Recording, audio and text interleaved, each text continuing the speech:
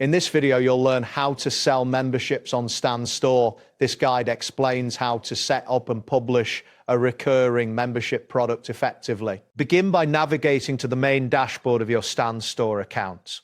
Look for the option labeled My Store in the menu on the left side of the screen. Once you click on My Store, you will be taken to a page that displays your current products and settings. Next, locate the button that says Plus Add Product.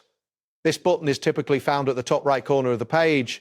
After clicking this button, a drop-down menu will appear, presenting different product options. Select the option labeled Recurring Membership from this menu. Once you select Recurring Membership, you will be directed to a new page where you can enter the details of your membership.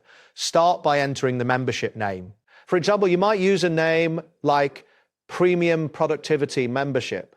This name will help potential members understand what your membership offers. After naming your membership, proceed to write a description.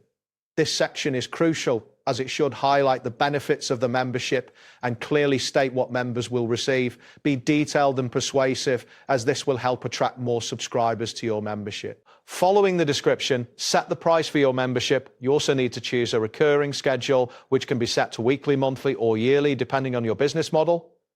Consider the pricing structure that best aligns with your target audience and offers value. If you want to collect customer information, configure the customer info collection settings. This step is optional but can be useful for gathering insights about your members.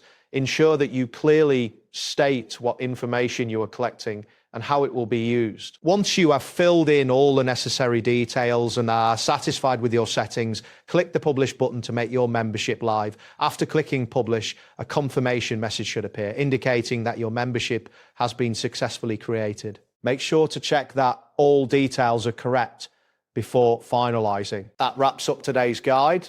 Thanks for watching and catch you in the next tutorial.